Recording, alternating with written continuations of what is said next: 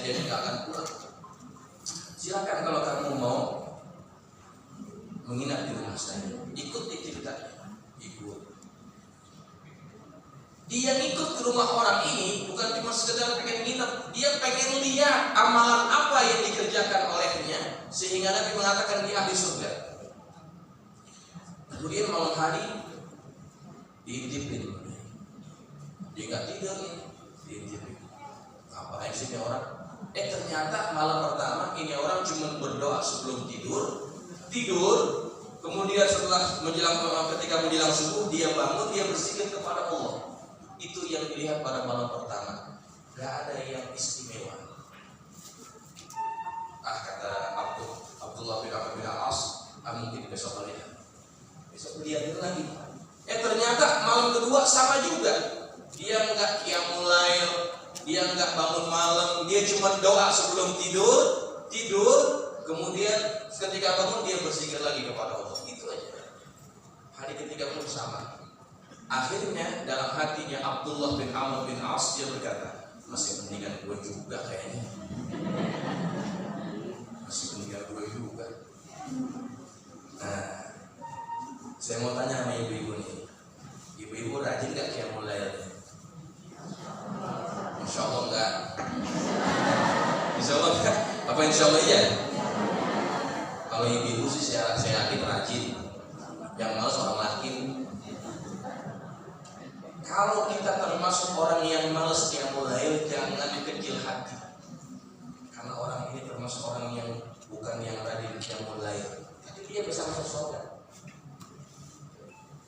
Kita bangun malam, bangun juga. Ngapain?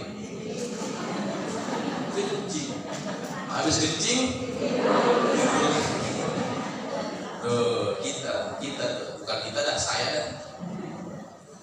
Nah akhirnya karena udah 3 hari dia mau pamit, nggak melihat sesuatu yang istimewa pada diri orang itu. Tuhan, saya berterima kasih karena Anda sudah menumpangkan saya menginap di rumah Anda. Tapi sejujurnya saya ingin menyampaikan bahwa sesungguhnya bukan ada masalah dengan ayah saya, kemudian saya menginap di rumah Anda. Jadi kenapa? Saya penasaran. Nabi mengatakan Anda itu ahli surga. Saya pengen lihat amalan yang Anda lakukan. Tapi selama 3 malam saya lihat amalan Anda kelihatan tidak ada yang istimewa. Kata orang ini, ya begitulah amalan saya, seperti yang kamu lihat. Baik, kalau begitu saya mau pamit. Baru membalikan badan, dia mau pulang, dipanggil sebentar. Amalan saya adalah seperti yang kamu lihat. Ghairu anni la ajidu fi nafsi li ahadin minal muslimina ghishan.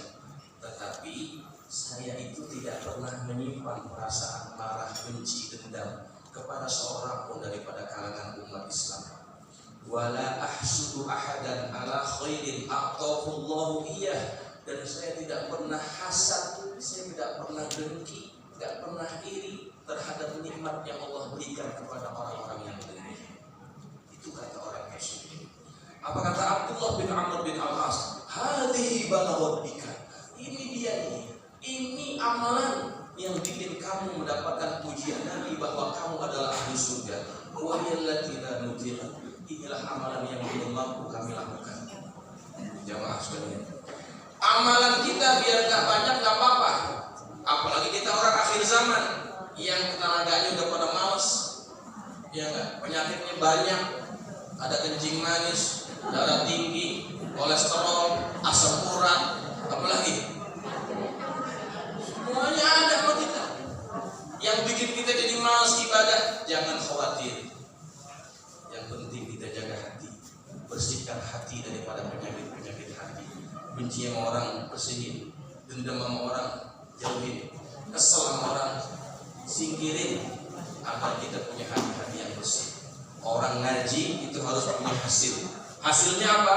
Hasilnya adalah khasyah, rasa takut kepada Allah, sehingga kemudian rasa takut itu mendorongnya untuk membersihkan hatinya dengan istilah tazkiyatun nafs, membersihkan hati dan membersihkan jiwanya. Mudah-mudahan yang akan saya sampaikan ini ada manfaatnya. Habis ini kan pada maulid ya.